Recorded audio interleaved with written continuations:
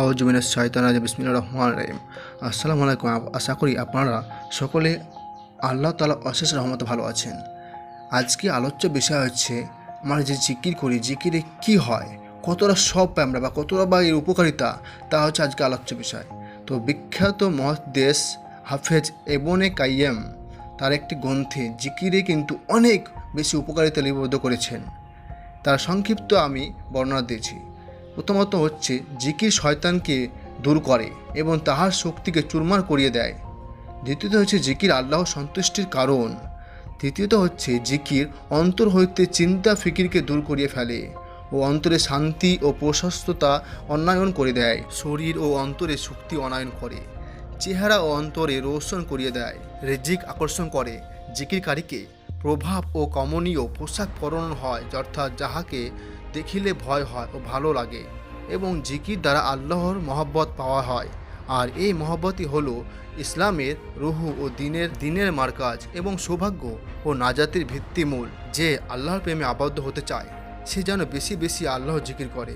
যেভাবে পড়া ও বারংবার পাঠ করা এলেমের দরওয়াজা স্বরূপ, তদপ্রুপ বেশি বেশি জিকির আল্লাহ মহব্বতের দরওয়াজা স্বরূপ। জিকিরের সাহায্যে মোরাকাবা নসিব হয়, যাহা ক্রমোন্নত প্রতিদিন আপনাকে এহসানের স্থানে পৌঁছে দেয়। আর এই স্তরে পৌঁছাতে পারলে কিন্তু এমন ইবাদত নসিব হয় যেন আল্লাহকে দেখিতে পাওয়া যায়।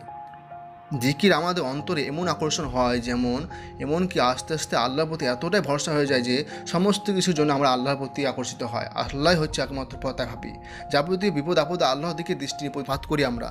জিকির দ্বারা আল্লাহের নৈকট্য লাভ হয় এবং যতই জিকির করি ততই বৃদ্ধি পাইবে, আল্লাহর নৈকট্য ততই বৃদ্ধি পাইবে। ভাবতে পারছেন, আমরা যত জিকির করতে থাকবো প্রতিদিন তত কিন্তু আল্লাহ আমাদের নিকট আসবে। পক্ষান্তরে জিকির হইতে যতই কিন্তু গাফেল হইবে, আল্লাহ হইতে তত দূর থাকবে। জিকির আল্লাহর মারিফাতে দরজা খুলে দেয়, আল্লাহর ভয় এবং শ্রেষ্ঠতা পর্দা করিয়ে দেয় এবং তাহার সহিত ঘনিষ্ঠতা সৃষ্টি করে। অর্থাৎ আল্লাহ তা হচ্ছে সর্বশ্রেষ্ঠ, আল্লাহর সঙ্গে আমাদের বন্ধুতারি অনেক বেড়ে যায় এই জিকিরের মাধ্যমে। জিকির করিলে দরবারে এলাহিতে জাকেরের আলোচনা হইতে থাকে। কোরআন পাকে বর্ণিত আছে, আমাকে স্মরণ করো, আমিও তোমাদেরকে স্মরণ করিব। হাদিসে বর্ণিত আছে, যে আমাকে মনে মনে স্মরণ করিবে আমিও তাকে মনে মনে স্মরণ করিব। জিকিরে বুজুর্গির জন্য উক্ত আয়াত ও উক্ত হাদিসই হচ্ছে যথেষ্ট। জিকির দিল অর্থাৎ হৃদয়কে জিন্দা করে। হাফেজ ইবনে তাইমিনা বলেন, জিকির হলো দিলের জন্য সে রূপ যে রূপ মাছের জন্য পানি যতটা দরকার হয়। জিকির দিল ও রুহুর খোরাক। খাদ্য না পাইলে শরীর যেমন অবস্থা হয়, জিকির না হইলে কিন্তু দিল ও রুহের অবস্থা সেম তাই হয়। তাই আমাদের জিকির করা অবশ্য উচিত। জিকির একটা এমন জিনিস যেটা অন্তরের মধ্যে মরিচা কিন্তু পরিষ্কার করে দেয়। হাদিসে আছে, প্রত্যেক বস্তুতে মরিচা ও ময়লা থাকে, ময়লা পড়ে থাকে। অন্তরের মধ্যেও ময়লা ও মরিচা হলো কিন্তু খায়েশ ও গাফলত। আর জিকির হলো উহার জন্য শ্রেত স্বরূপ। জিকির করলে সেগুলো পরিষ্কার হয়। এই জিকির দ্বারা পদস্থল ও ভুলভ্রান্তি বিদরিত হয়। জিকির দ্বারা গাফেলের অন্তরে আল্লাহ পাকের সঙ্গে যে অসম্পর্ক ভাব, জিকির দ্বারা তা দূর হয়ে যায়। তাই আমাদের সকলকে জিকির করা উচিত আল্লাহর নিকটে।